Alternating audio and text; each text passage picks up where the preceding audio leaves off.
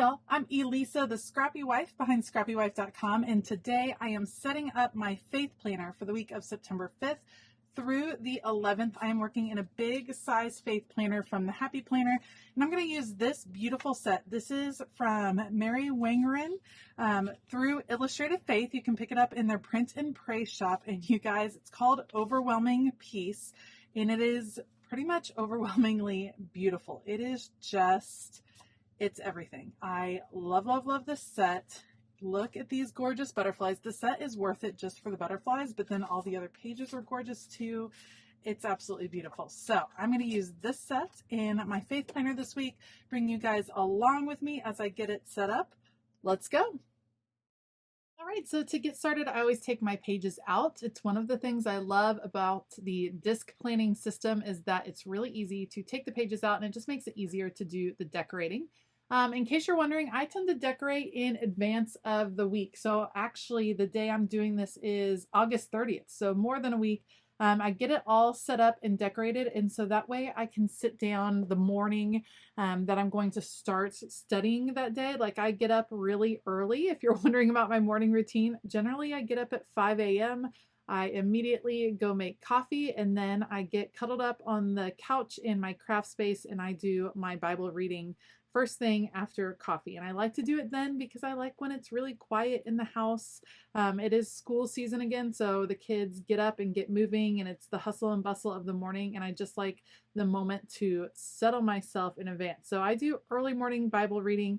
I would not be able to decorate that early in the morning. I have to have the coffee to start waking up, and I don't think I would have the creativity to do the decorating. So I do it in advance, and then I just sit down and take notes on these pages as I'm reading. So I always start with a little bit of washi tape on the page. I think that's a super easy way to get a little bit of personality onto your planner pages, onto your faith planning pages. You could just add washi tape on the edges of the page and that could be it. Like that would be fun. It would be a little spark of color that brings you joy. There's nothing that says you have to go all out decorating with printables and stickers. There's nothing that says you can't, because you should do what is going to kind of bring you joy and make you smile as you sit down to study. So I always put washi tape down. That washi tape is actually from Simply Gilded. It was part of their fall and Halloween release. I love it. I'm so excited that I decided to purchase some of their fall washi because it is absolutely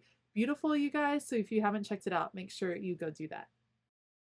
All right, so I printed out the PDFs for this set on 32-pound bright white paper, and I will link that below, and I'll link my printer and everything. I get questions of people asking, when do I decide, or how do I decide if I'm going to use sticker paper, if I'm going to use clear sticker paper, or if I'm going to use printer paper or cardstock? How do I decide? Well, I look at the images in advance and I try to think of what I might want to do with them. I loved these images. A lot of them were very large, and so I knew that I wanted them to show up because of the style that they were. If they were completely translucent, I felt like they would get a little bit more lost on the page. So I knew I wanted them to have an opaque look. That was just kind of the look I was going for.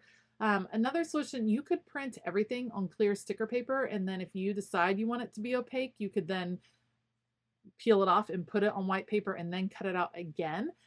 That's certainly an option, but clear sticker paper also gets expensive, and so I try not to print all the things on clear sticker paper.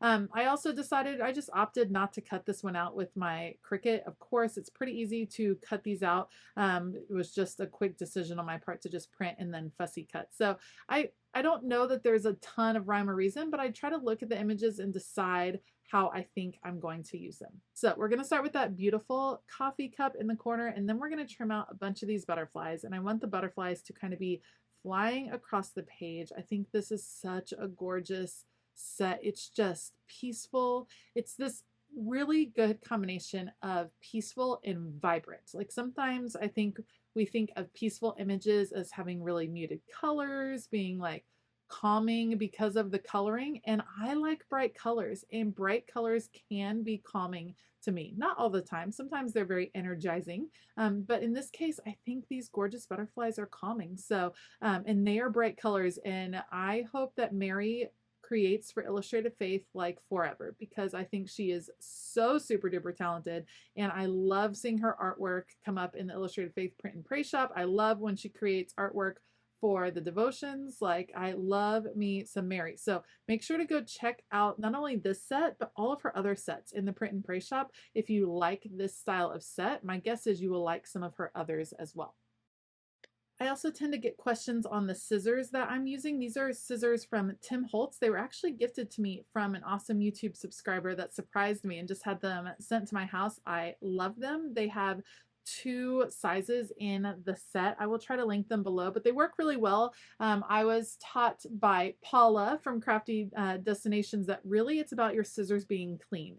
That is what's going to give you the best cutting. Because I cut so many things that have a stickiness to them, I do have to remember to clean my scissors when I see that they're not really doing a great job of precise cutting. So Paula taught me to clean them. I tend to use just a baby wipe. She uses, I think, lemon oil, but I'm not totally sure. I think she uses an oil to clean hers off. I just grab a baby wipe and I'm really careful to try not to cut myself. All right, so I have the butterflies cascading across the page as if they're kind of flying from the coffee cup, and I love having images that connect 2 pages together. So that's why this butterfly is going to kind of go over the middle. Because this is just on 32-pound paper, I will be able to write over these images if I need to, if I need more space. This actually, I didn't take up a ton of space with images this particular time. I really left a lot of room for writing, which is pretty key for me in faith planning.